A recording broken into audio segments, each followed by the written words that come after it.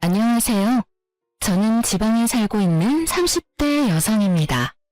평소 사연을 들으며 아침 잠을 깨우곤 하는데요. 오늘은 제 사연을 들려드리며 구독자님들의 잠을 깨워드릴까 싶어 용기를 내 제 이혼 사연을 보내봅니다. 남편과 전 휴대전화를 판매하는 매장에서 처음 만났어요. 가장 친한 친구는 그 매장의 직원이었는데 남편 역시 그곳에서 일하고 있었어요. 전 친구에게 휴대전화를 사러 친구의 직장을 찾았고 휴대전화 매장 직원 엄청 넓은 데다 직원들도 많아 친구를 찾는 것이 쉬운 일은 아니더라고요.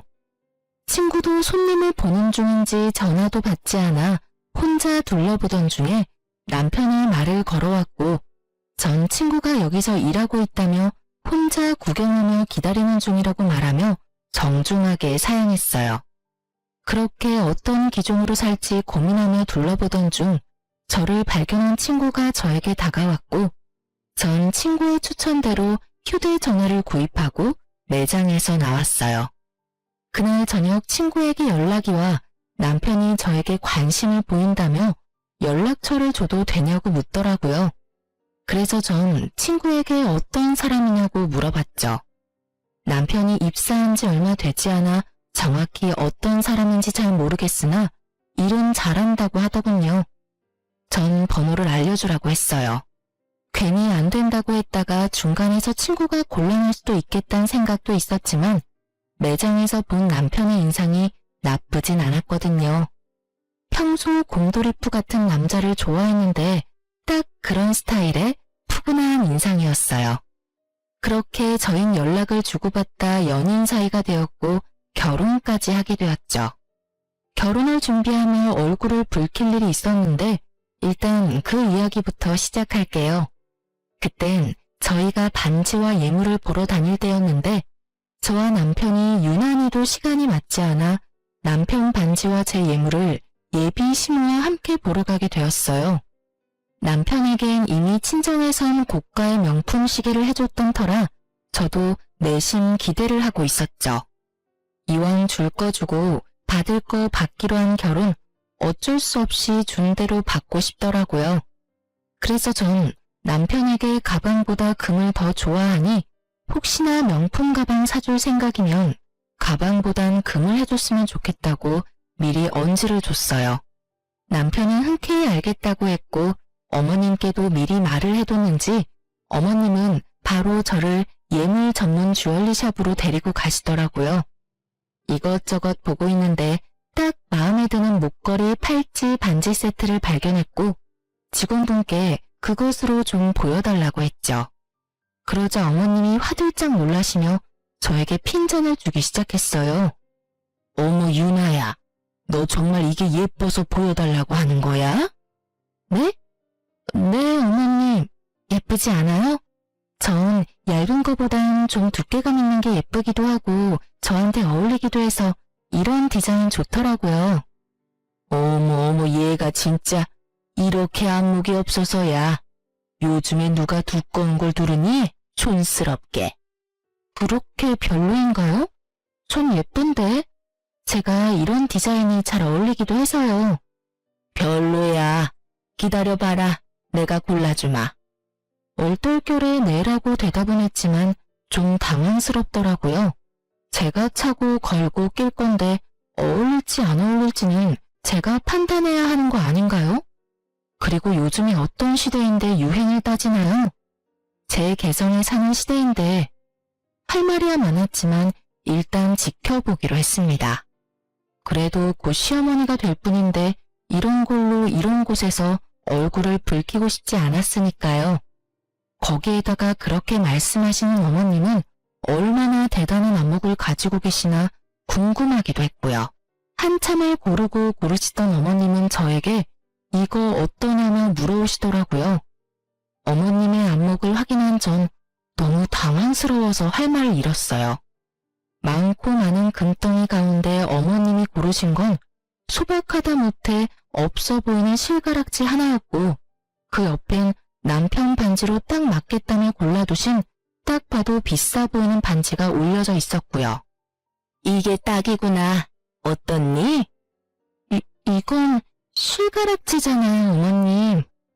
그래, 그게 뭐 어때서 그렇니? 내 보기엔 이게 너한테 딱일 것 같구나. 한번 껴보렴.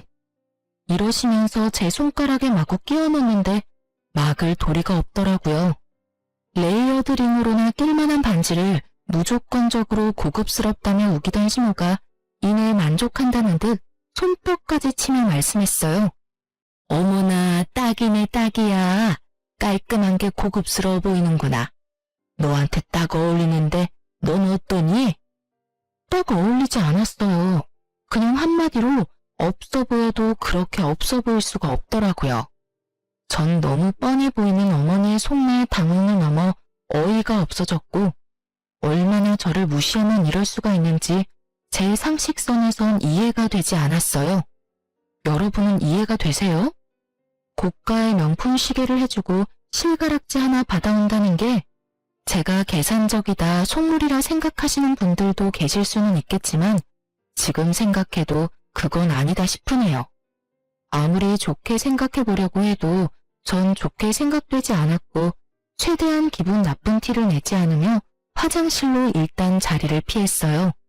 그리고 남편에게 전화를 걸었죠. 오, 자기야, 다 샀어? 내가 기가 막혀서 자기 엄마 진짜 왜 그래?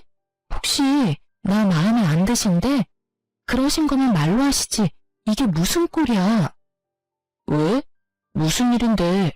흥분을 좀 가라앉히고 설명을 좀 해봐. 어머님이 글쎄 나한테 실가락지 하나 사주신다고 하더라? 내가 진짜 속물 같아 보일까봐 웬만하면 그냥 넘어가 보려고 했는데 아무리 그래도 이건 좀 아니지 않아? 너무하잖아 진짜. 뭐? 실가락지? 예물 보러 간 거 아니었어? 왜 아니겠어. 처음엔 마음에 드는 거 고르시라 하길래 적당한 걸로 골랐는데 그건 별로라고 하시면서 안목이 없다니 촌스럽다니 하시면 뭐라고 하시더니 기껏 골라주신 게 실가락지 하나야. 그러면서 내가 계산할 자기 반지는 엄청나게 굵고 비싼 걸로 고르시더라? 내가 바보도 아니고 어머님 속내가 뻔히 보이지 않겠어? 미치겠다 정말. 엄마가 왜 그러지? 미칠 사람은 나야. 우리 집에선 당신 대접해준다고 당신이 갖고 싶어하던 시계까지 기쁜 마음으로 사주셨는데 난 이런 대접이나 받고 이게 뭐야 진짜. 나 지금 기분 같아선 파혼이라도 하고 싶은 심정이야. 완전히 무시당하는 기분이라고. 그러니까 자기가 빨리 와서 이 상황 좀 해결해봐. 진심이었어요. 예물이란 게 뭔가요? 말 그대로 예의를 담아주는 물건 아닌가요? 그런데 저에 대한 예의가 실가락지라니. 어머님께 이런 거지 같은 취급을 받으니 결혼 마음이 싹 사라지려고 하더라고요.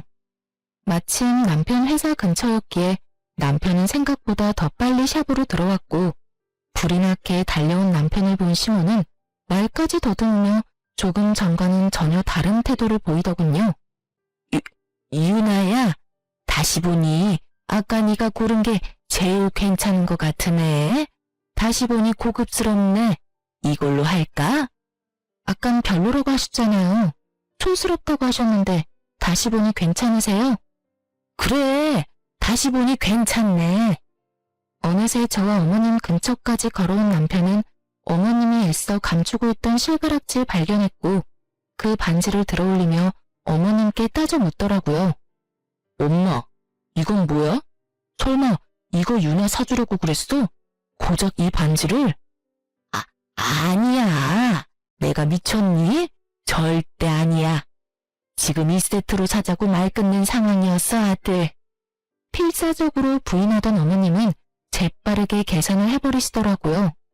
뒤에 안 사실이지만 어머님은 예물을 산다는 명목으로 남편에게 꽤 큰 돈을 받았더라고요.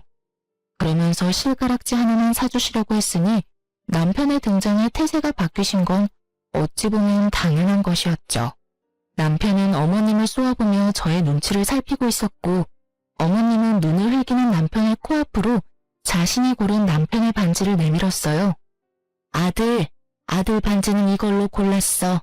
한번 껴봐. 엄마, 이렇게 굵은 건 불편해. 그리고 결혼 반지인데 유나 반지랑 똑같은 디자인으로 해야지. 그냥 유나 반지랑 같은 걸로 할게.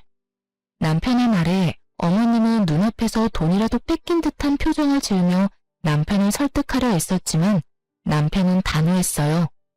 결국 어머님의 뜻대로 된 건 하나도 없는 쇼핑은 끝이 났고 저는 기분이 나쁘기도 했지만 꽤 만족스러운 결과였어요.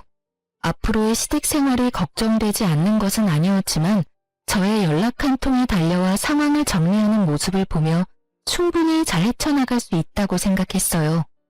그런 제 생각은 크나큰 오산이었더라고요. 어머님은 생각보다 더 대단한 사람이었고 남편이란 방패막이도 한계가 있었죠. 시댁과 친정은 우연히도 한 동네였을 뿐 아니라 꽤 가까운 거리였는데 그 가운데 신혼집이 있었어요. 벌써 한숨과 탄식이 나오시죠? 저라고 왜 안 그랬겠어요? 전 좀 더 먼 곳에서 살고 싶다고 강하게 어필했지만 어머님이 이것만은 양보 못한다며 노발대발 난리를 피우는 바람에 제가 양보하게 되었어요. 친정도 가까우니 그것의 위안으로 삼기로 한 것이었죠. 그렇게 저흰 봐두었던 아파트 대신 주택에 전세로 들어가게 되었고 어머니는 틈만 나면 저를 불러대더라고요. 전 광고 쪽에 프리랜서로 일하고 있던 터라 집에서 일하는 경우가 대부분이었기에 꼼짝없이 불려다닐 수밖에 없었어요. 남편에게 다 알리고 또 방패막이 되어달라 할까 하는 생각도 하지 않았던 건 아니었지만 그 당시에 남편이 바쁘기도 했고 그렇게 한다 한들 인연 끊을 것도 아닌데 굳이 얼굴 붉힐 일 만들지 말자 싶어 남편에겐 아무 말도 하지 않았어요. 그렇게 전 시댁에 불려다녔고 모든 것이 짜증났지만 제일 짜증이 나는 것은 저의 차림에 대한 어머님의 간섭이었어요. 하루는 휴대전화를 보여주며 말하시더라고요. 유나야, 이것 좀 보렴. 이게 뭐예요? 옷이네요. 이게 왜요, 어머님? 어머님이 보여주신 것은 청담동 재벌집 며느리들이나 입을 법하고 비싸지만 엄청 불편한 투피스였어요. 왜 있잖아요. 드라마에서 보면 재벌집 며느리들이 입고 있는 그런 옷들이요. 투피스 말고도 다른 옷들도 보여주셨는데 딱 그런 옷들만 보여주시더라고요. 혹시나 전 어머님이 사주신다고 하면 불편한 옷은 손이 잘 안 간다며 감사하지만 괜찮다고 해야겠다고 생각했고 어머님은 저의 예상과는 전혀 다른 말씀을 하시더라고요. 앞으로는 우리 집에 올 땐 이렇게 차려입고 오려무나. 암만 그래도 내가 동네에서 위신과 체면이 있는 사람인데 네가 그런 꼴로 동네를 나돌아다니면 되겠니? 제 꼴이 어때서? 몰라서 묻니? 매번 편한 차림으로 오지 않니? 네 꼴을 보면 동네 사람들이 뭐라고 하겠어. 내가 너 때문에 나 부끄러워서 동네에 얼굴을 들고 다닐 수 없는 지경이야. 요즘은 너랑 마주칠까봐 집에 손님도 못 부르고 있어.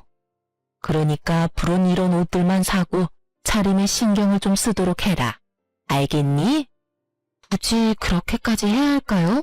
집도 가까운데 그렇게까지 차려입는 게 더 이상한 것 같아요, 어머님. 시댁이랑 가까우면 막 와도 된다는 법이라도 있니? 난 그런 꼴은 못 본다. 네가 내 며느리가 된 이상 이것만큼은 내 뜻에 따르거라. 난 다른 건 몰라도 남의 입방아에 오르내리는 건 못 참아. 알겠어? 전 아무런 대답을 하지 않았어요. 아까부터 계속 편하다, 막 온다고 하시는데 저 그렇게 편한 차림으로 시댁에 오지 않았어요. 청바지에 니트 차림, 면바지에 가디건 이런 식으로 나름 챙겨 입고 왔었어요. 아니 그리고 걸어서 2분 걸리는 시댁에 가겠다고 그렇게까지 차려입어야 하나요? 심지어 남편은 친정에 갈 때 집에서 입고 있던 편안한 차림으로 가는데 왜 저만 그런 불편한 차림으로 시댁에 와야 하는지 이해도 납득도 되지 않더라고요. 그리고 웃긴 건 그렇게 말씀하시는 어머님 차림은 어떤지 아시나요? 목이 다 늘어난 티셔츠에 몸빼바지같이 축 늘어지는 바지만 늘 입고 있거든요. 저에게 간섭하실 시간에 본인 차림이나 신경 쓰시지 하는 생각이 들더군요. 전 당연히 그런 옷은 사지 않았고 살 생각도 없었어요. 그래도 어머님 말씀은 완전히 무시하긴 좀 그래서 나름 불편하지 않은 선에서 과하지 않게 신경 써서 입고는 가드렸어요. 그런 저의 모습에 어머님은 역정까지 내시며 뭐라고 하시더라고요. 예, 너는 내 말을 어떻게 들은 거야? 내가 분명 옷차림에 신경을 쓰라고 했지? 너 지금 나 무시하니? 너는 말해라. 난 내 마음대로 하련다. 이거니 지금? 에이, 어머님, 무슨 말씀을 그렇게 하세요? 제가 설마 그렇게 어머님을 무시하겠어요? 그런 거 전혀 아니고요.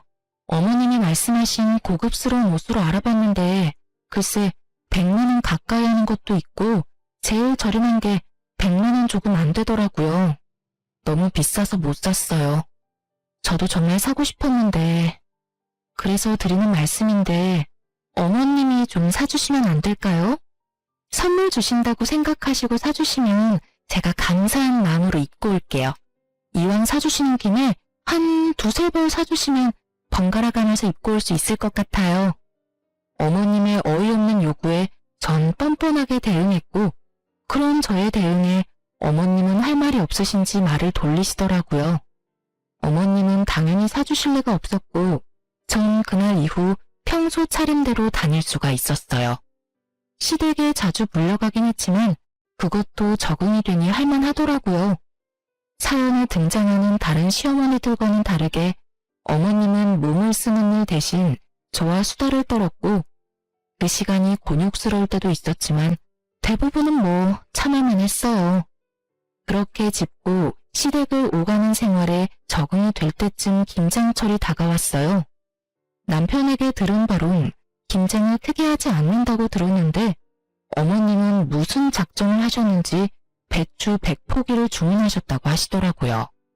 전화로 그 이야기를 어머님께 전해 듣는데 당황스럽기까지 하더군요. 그러면서 하시는 말씀이 정말 가관이었습니다. 그런데 너 김장은 할 줄 알지? 그 정도는 배워서 시집 온 거지? 아니요. 친정에서 하는 건 본 적 있는데 직접 해본 적은 없어요. 어머님, 아무래도 100포기는 너무 많은 것 같은데 좀 줄이는 건 어떠세요? 100포기가 많긴 뭐가 많니? 그것도 한 끼 두 끼 먹다 보면 금세 동나. 어휴, 올해는 며느리도 있어서 좀 편하게 하겠다 싶었는데 넌 도대체가 김장도 안 배우고 뭐 했니? 요즘 시집 가면서 김장까지 배우고 가는 여자가 몇이나 되나요? 또 시작이구나 싶은 마음이 들더군요. 그러게요.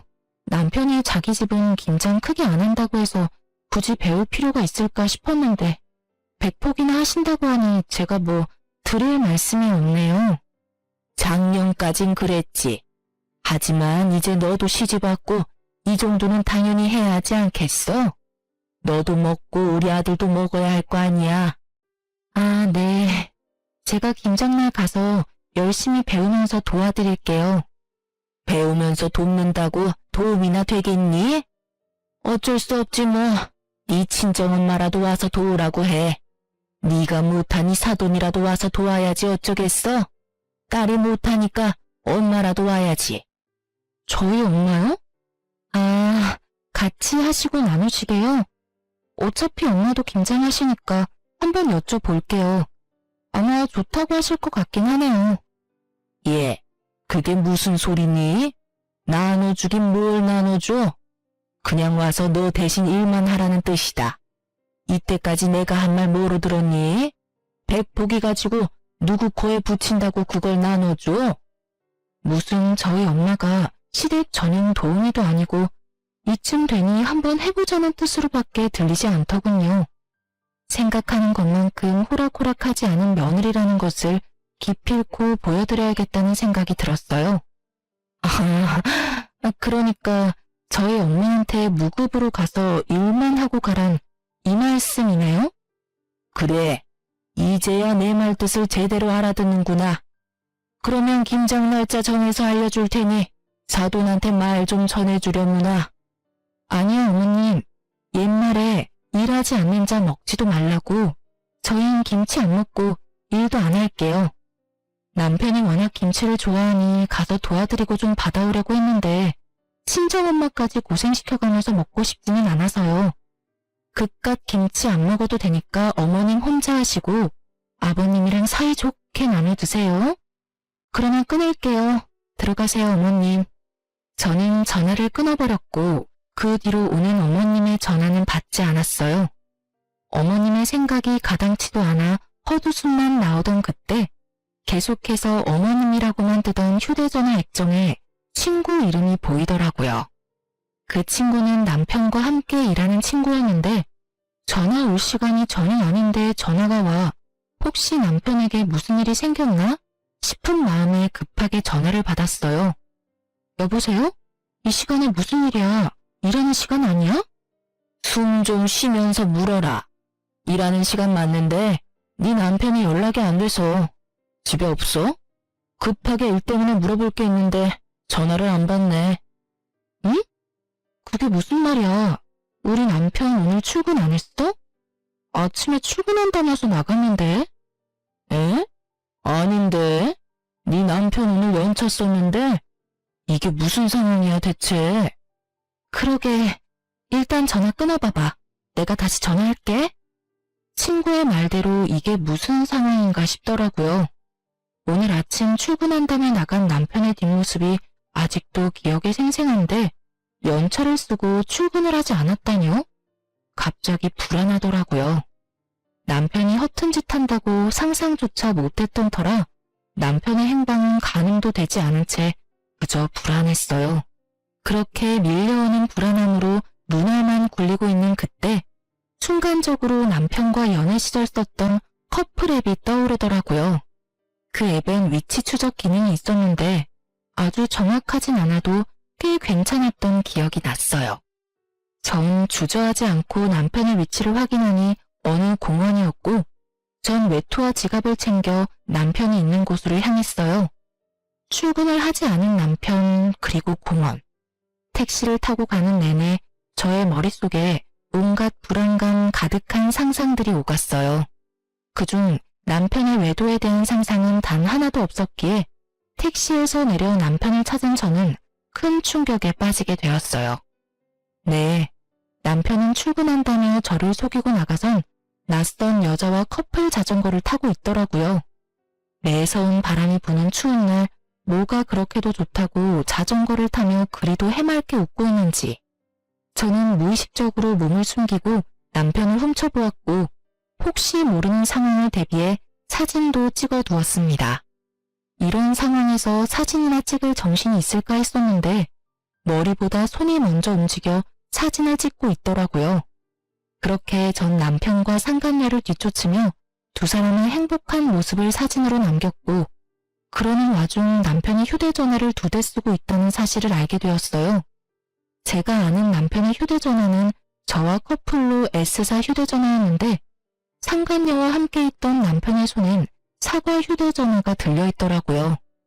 외도 사실을 확실하게 확인한 저는 집으로 돌아왔고 그제서야 눈물이 나더라고요. 어머님이 틈만 나면 시댁으로 불러 귀찮게 하는 것도 툭툭 뱉는 말로 상처를 주시는 것도 남편만 보며 참고 견뎠어요. 누구보다 가정에 헌신적이고 저를 사랑해준다고 생각했기에 어머님의 괴롭힘도 남편에게 알리지 않고 혼자 해결하며 지냈던 것인데 남편의 사랑은 거짓이었고 저의 무조건적인 믿음과 사랑을 이런 식으로 돌려준다고 생각하니 눈물이 멈추지 않더군요. 저는 제가 생각했던 것보다 남편을 훨씬 더 사랑하고 있었더라고요. 그런 제 마음은 그 많은 눈물과 함께 흘렀고 마음의 진정이 찾아올 때쯤 저의 머릿속엔 딱 2글자만이 남았더군요. 복수. 이제 저에게 남은 건 복수뿐이었고 어떻게 하면 이 상처받은 마음을 달랠 수 있을까 생각했어요. 일단 아무렇지 않은 척을 하며 더 많은 사실을 알아내기로 결정했어요. 상간녀의 신상부터 해서 두 연놈이 언제 처음 만났고 어디까지 진전이 된 사이인지 다 알아야만 했으니까요. 저녁이 되자 평소와 다름이 없는 모습의 남편이 돌아왔고 전 역시 평소와 똑같은 모습으로 대하며 남편이 잠들기만을 기다렸죠. 12시가 넘어갈 무렵 남편은 잠이 들었고 전 남편의 차로 향했어요. 남편이 씻는 사이 가방과 옷가지를 뒤졌었는데 그곳엔 사과 휴대전화가 없었으니 남은 곳은 차뿐이었죠. 저의 예상대로 두 번째 휴대전화는 남편의 차 안에 있었고 전 쉽게 잠금을 풀고 판도라의 상자를 열었습니다. 그 상자 속엔 정말 보고 또 봐도 경악스러운 사실들이 무수히 쏟아져 나오더군요. 저의 남편은 생각보다 더욱더 능력자였어요. 그때 당시 연락하고 있던 여자가 1명도 아니고 2명도 아니고 무려 5명이나 되더라고요. 너무 황당하고 어이가 없으니 웃음이 터져 나오는데 속된 말로 미친년처럼 소리내서 웃었어요. 그러면서도 손을 부지런히 움직이며 눈은 열심히 상간녀들과의 대화를 읽어나갔죠. 처음 만난 시기, 애정의 정도와 그에 따른 진도는 각기 달랐지만 방법만큼은 소름이 끼치게 똑같더군요. 다들 지금 머릿속에 떠올리고 계신 그 방법이 맞아요.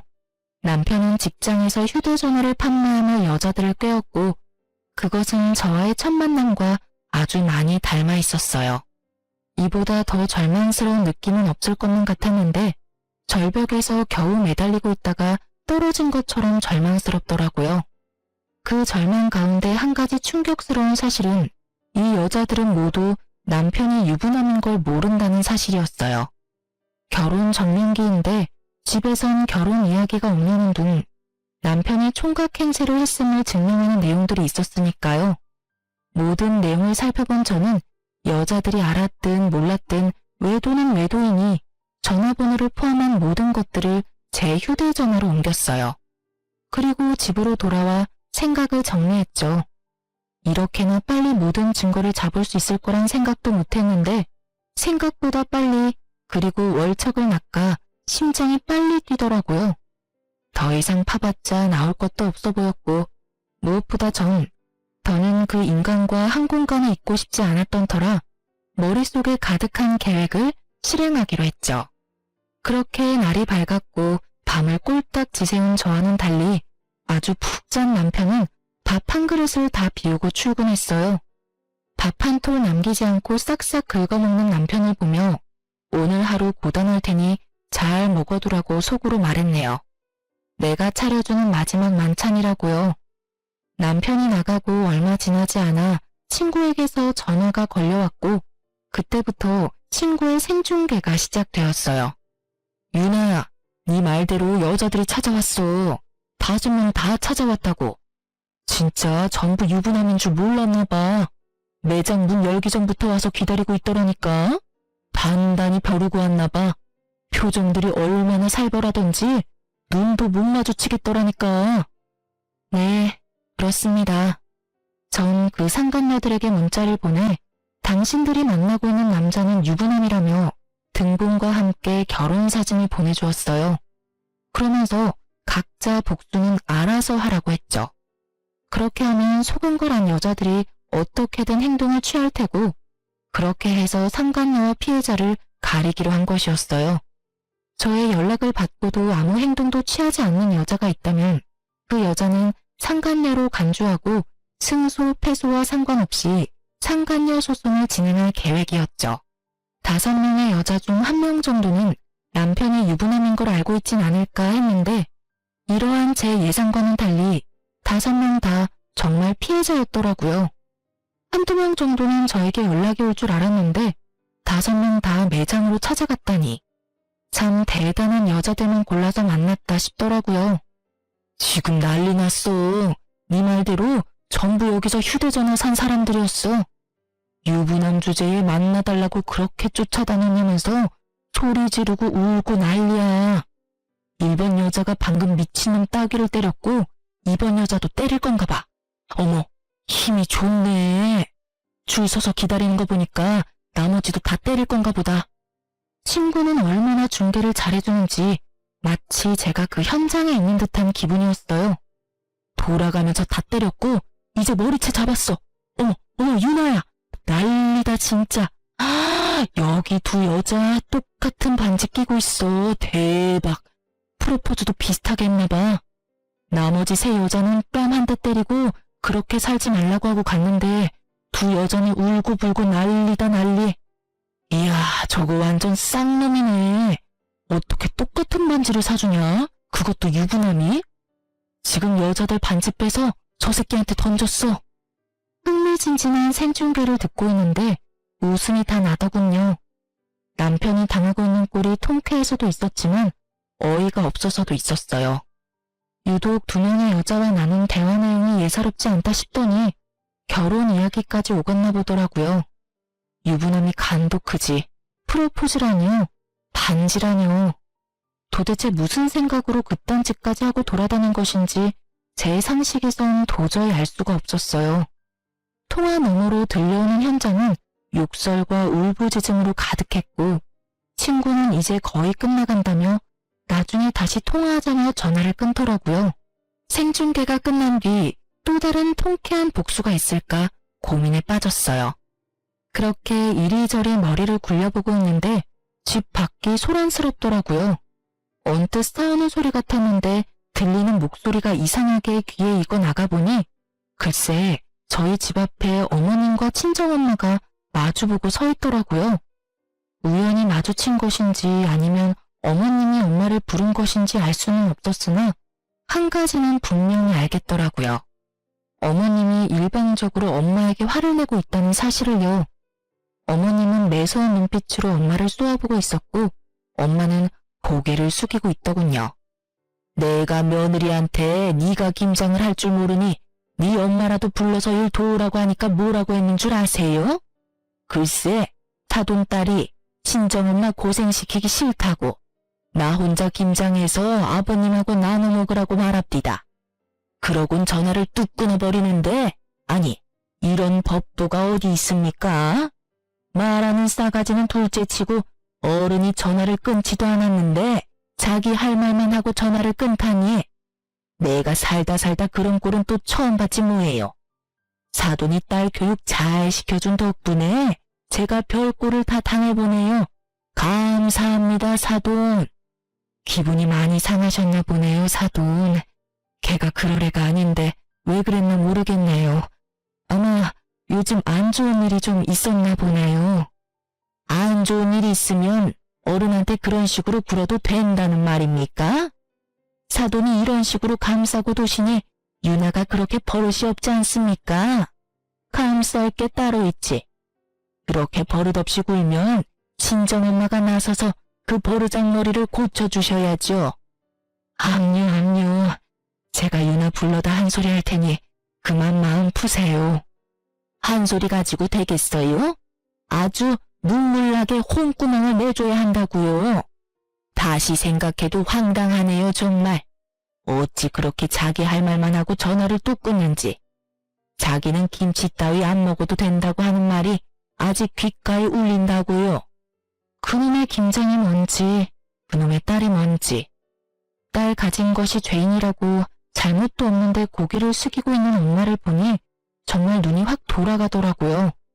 전 계획적인 복수고 나발이고 그냥 다 터뜨리고 여기에서 끝내야겠다는 생각이 들었고 고개 숙인 엄마 앞을 막아서며 어머님께 말했어요. 어머님, 할 말 있으시면 저한테 하세요. 애꿎은 사람 잡지 마시고요. 그래? 그렇게 소원이라면 그렇게 해주마. 너 누구한테 어떻게 배웠길래 버르장머리가 그 지경인 게야? 어른한테 그따위로 하면 안 된다는 거 정도는 기본 소양 아니니? 어머님의 언성과 콧대가 높아지면 높아질수록 동네 사람들은 몰려들었고 한마디씩 더 하기 시작하더라고요. 그래서 전 동네 사람들이 다 들을 수 있게 고래고래 소리를 질러주었어요. 저한테 기본적인 소양 따질 시간에 본인 아들부터 잘 가르치시죠? 소양, 예의, 버릇 좋아하시는 그쪽 아들분이 지금 꼴같지 않게 바람을 피우고 있어요. 그런데 제가 기본적인 소양 지켜가며 김장이나 하게 생겼어요? 저희 엄마가 일이나 하게 생겼냐고요. 저의 말에 한순간에 판도는 뒤집혔고 평소 동네에서 큰 소리를 치며 대장질하던 어머님의 얼굴이 순식간에 달아오르더라고요. 그 옆에 고개를 숙이고 계시던 엄마도 많이 놀라셨는지 저를 보시더라고요. 너, 그 말이 다 사실이야? 유서방이 바람을 피웠어? 사실은 무슨, 당연히 다 거짓말이죠. 너 그게 무슨 말도 안 되는 모함이야?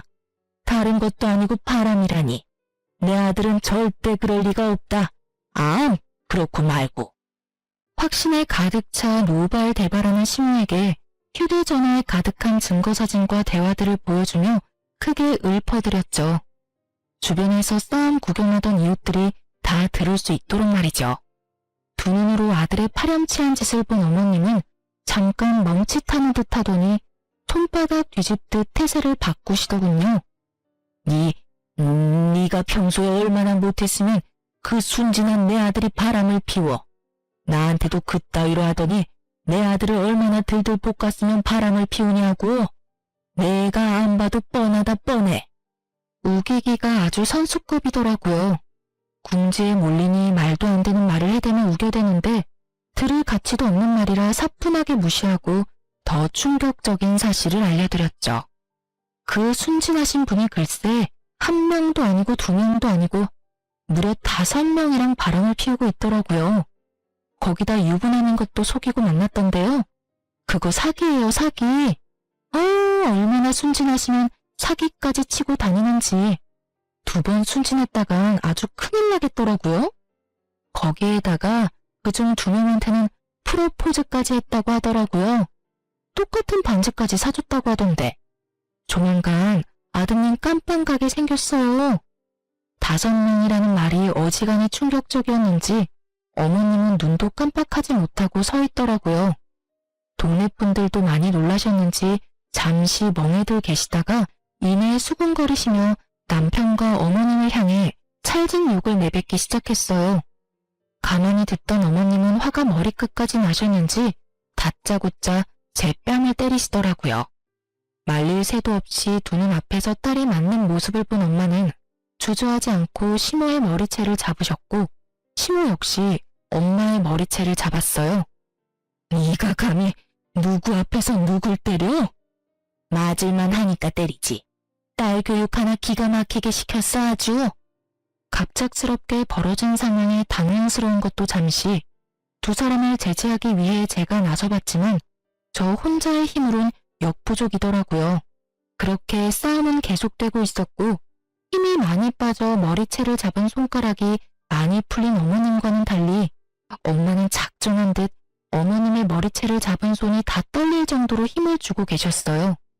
생각보다 길어지는 싸움에 동네 분들이 나서주시려는 그때 우리 엉망인 남편이 달려와 엄마와 어머님을 떼어놨어요. 그리곤 저에게 다짜고짜 따지기 시작하더군요. 당신이 그 여자들한테 연락했어? 화낼 사람이 누구인데 양심도 없이 따지는 걸까요?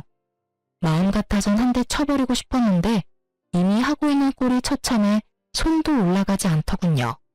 전 생중계를 통해 남편의 꼴을 이미 예상하고 있었던 터라 크게 놀랍지도 않았지만 시모는 많이 놀란 것 같더라고요.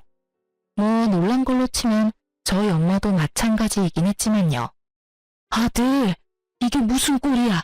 너 싸웠니? 맞았어? 감히 누가 내 아들한테 손을 댄 거야? 누구야? 도대체 누구야? 어머님은 남편을 추궁하기 시작했고 그제서야 자신의 꼴이 어떤지 자각한 남편은 황급히 얼굴을 가리더군요. 이미 늦은 일이었지만요. 그러면서도 저를 원망하고 싶은 모양인지 끊임없이 물어오더라고요. 당신이 말했어? 네가 말했냐고. 아무리 내가 잘못했다고 해도 어떻게 그 여자들한테 사실대로 다 말하면 어떻게 해? 나 고소당하게 생겼다고. 어떻게 책임질 거야? 너 진짜 제정신 아니구나. 그딴 걸 왜 나한테 물어? 그리고 네가 잘못한 일 네가 알아서 해결해야지. 누구 보고 책임지라 말아요? 사기를 치든 고소를 당하든 네 문제는 네가 알아서 해결하고 위자료나 준비해. 나 너랑 이혼할 거거든. 뭐? 이혼? 너 지금 이혼이라고 했어? 그래, 이혼이라고 했다. 그러면 내가 이 꼴까지 보고 너랑 계속 살 줄 알았어? 내가 진짜 혹은 줄 알아? 내가 이혼을 해줄 것 같아? 나 이혼 절대 안 해줄 거야. 야, 네가 이혼하기 싫다고 하면 이혼을 못할 거라고 생각해? 착각도 유분수지. 네가 지은 죄가 얼만데 지금 그런 착각을 하고 있는 거야. 지은 죄라고 했냐? 그래, 네가 무슨 짓을 어떻게 누구와 하고 다녔는지에 대한 증거가 나한테 차고 넘치게 있거든? 그러니까 허튼 생각하지 말고 위자료나 준비해. 1명도 아니고 5명이랑 외도나 저지른 주제에 낯짝도 뻔뻔하기도 하지. 하긴 그렇게 뻔뻔하니 그딴 짓이나 하고 있었겠네. 대단하다 대단해. 저의 남편의 대화 그리고 결정적으로 남편의 몰골로 외도가 확실해지자 동네 분들은 더욱 손가락질하며 욕을 하기 시작하더라고요. 남편의 욕도 욕이었지만 어머님에 대한 욕이 많더라고요.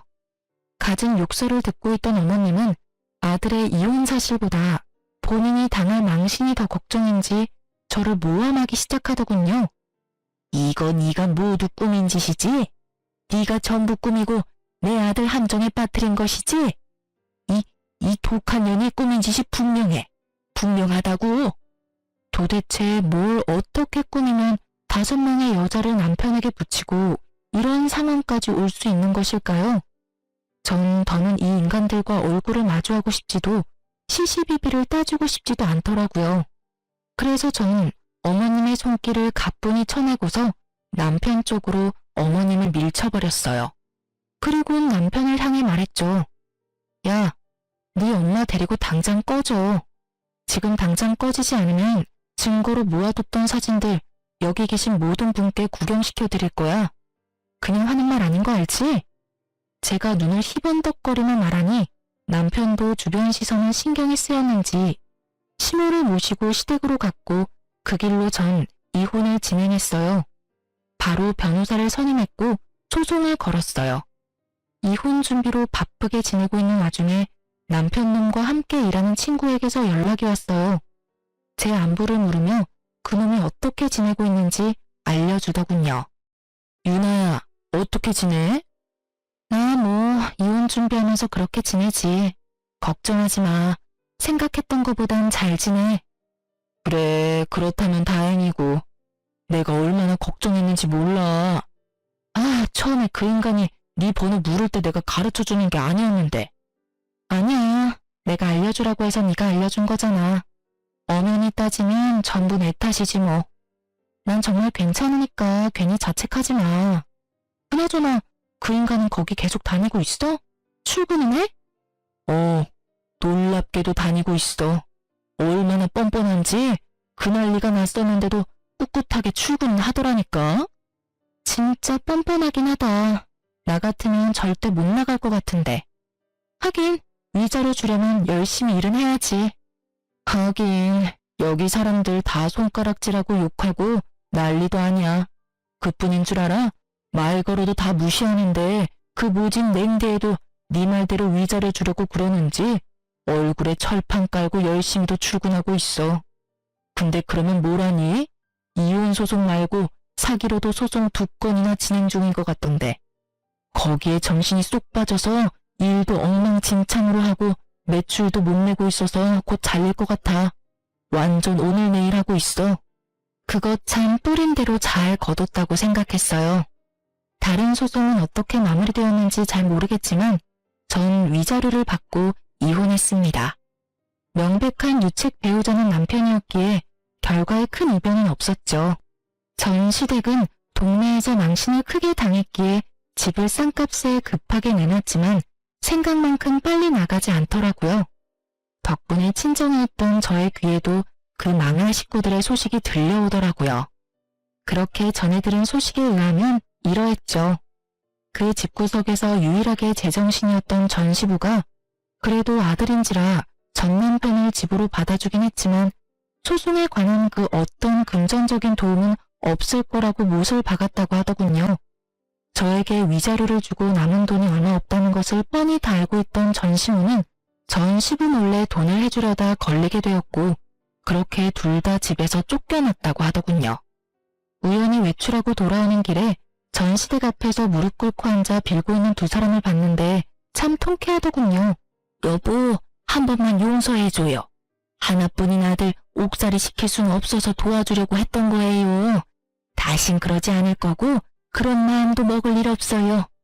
이제 도와주려고 해도 당신이 다 뺏어가서 돈도 없잖아요. 그러니 이 문 좀 열어줘요.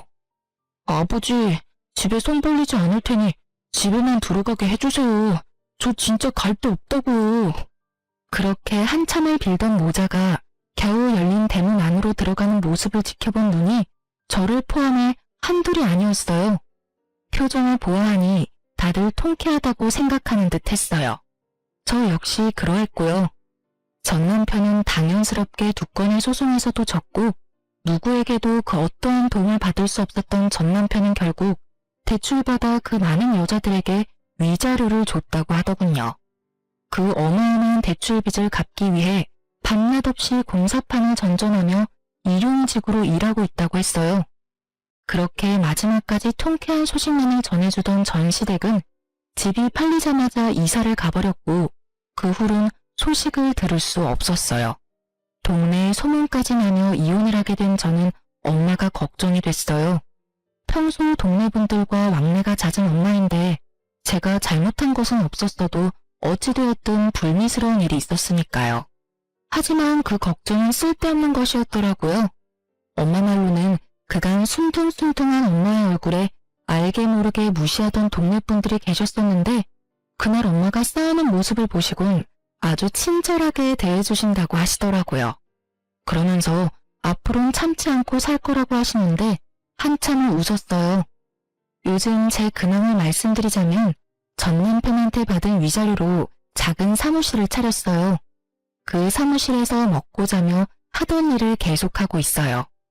결혼 생활을 할 땐 전 시댁에서 오는 스트레스가 이만저만이 아니었던 터라 일에 집중도 되지 않고 그렇다 보니 결과물 역시 만족스럽지 못했는데 요즘은 정말 이래도 되나 싶을 정도로 일의 능률이 향상되었어요. 저를 찾아주시는 고객분들도 많아지고요. 요즘엔 기업에서도 의뢰가 들어와 이런 추세라면 직원을 뽑아야 할 것 같은데 어떻게 할지 고민에 빠져있네요. 참 행복한 고민이죠? 이렇게 이혼 후 모든 일이 잘 풀리고 큰 걱정 없이 살고 있습니다. 이로써 저의 이야기는 끝이 났어요. 제 나름대로는 통쾌한 결과였는데 여러분은 어떠셨는지 모르겠네요. 두서없는 사연 끝까지 들어주신 구독자분들 감사합니다. 좋은 하루 되세요.